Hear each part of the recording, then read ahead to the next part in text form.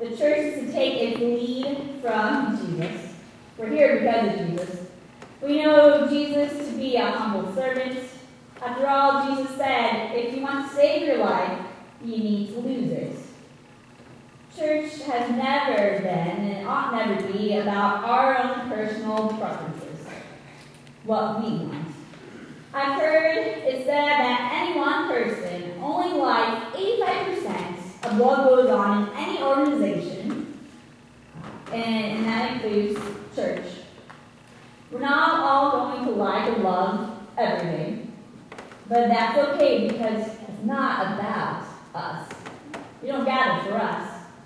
Sometimes you might have to bend your preferences because, well, you love your neighbor, whom you're in community with, and your neighbor might like the 50% that you don't care about too much. I want to, in the future, to fully embrace your new minister, whoever they are and whenever they come. Those who say yes to ministry do so because they feel called. They don't do it for fame or a full bank account. They do it for the love of God and to serve God's people faithfully. Being a pastor is hard. As a pastor, you're often the brunt of strife and conflict and blame. So care for your pastor and his or her family. Bring the minister a meal every once in a while. Ask them to coffee or lunch, or ask their spouse to coffee or lunch. Ask the babysit their child or their children. Drop the pastor a note of encouragement. I know that when people have done that for me, it's helped me out so much. I felt so loved and supported in those moments. It's no surprise that the faith of the church is changing. The church is changing whether we like it or not. So we better embrace the way the church is evolving. And the reality that church is evolving can be scary, but also exciting. It provides new possibilities. Many of you know a specific way of being and doing church.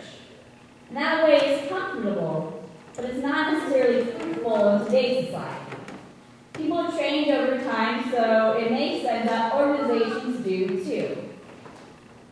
Just don't confuse the means with the end, and keep the main thing the main thing. As often, the way that you do ministry is just the detail. The glorifying God and serving each other, that's the main thing. And I encourage you all in the next few months to take a good look at yourselves. It's easy to put blame on others, but look at the patterns in the church that have gotten us here. And be honest about what you see. Don't gloss over, sugarcoat, or dismiss the sins and mistakes, but confess and repent. After today, our life together will come to an end. As part of my ordination vows, I am obligated to not participate in any Wabash Christian Church activities or services for at least 1 year. And after that year, I will only be involved if asked by the invitation of the current minister. At this time, my family and I have no plans to leave the area, so I'm sure I'll see some of you again. I plan on finishing my commitment to Wabash County Christmas Spirit this year, an organization that I helped reboot with many of my friends, and I'm very proud of. And if I see you, know that I'm not going to pretend you don't exist.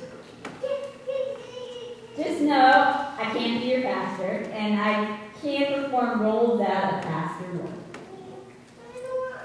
Like I said before, I so appreciate those of you who have embraced me as your minister. I know there are many. I'll carry you in the memories that we've shared throughout the whole of my life. You made me a better minister, a better person, a better Christian. And for that, I'm truly grateful.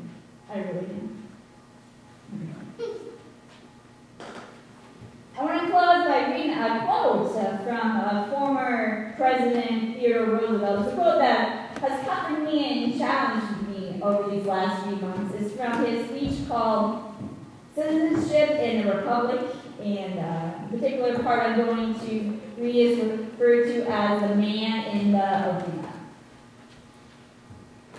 It's not the critic who counts, not the man who points out how the strong man stumbled, or where the doer of deeds could have done them better.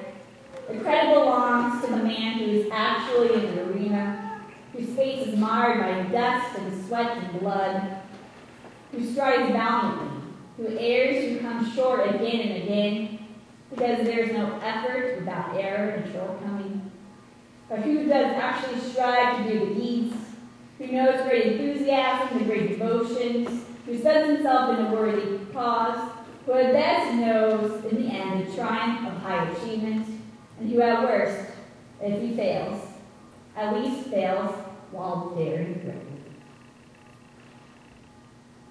For the last time, the whole church said, Amen.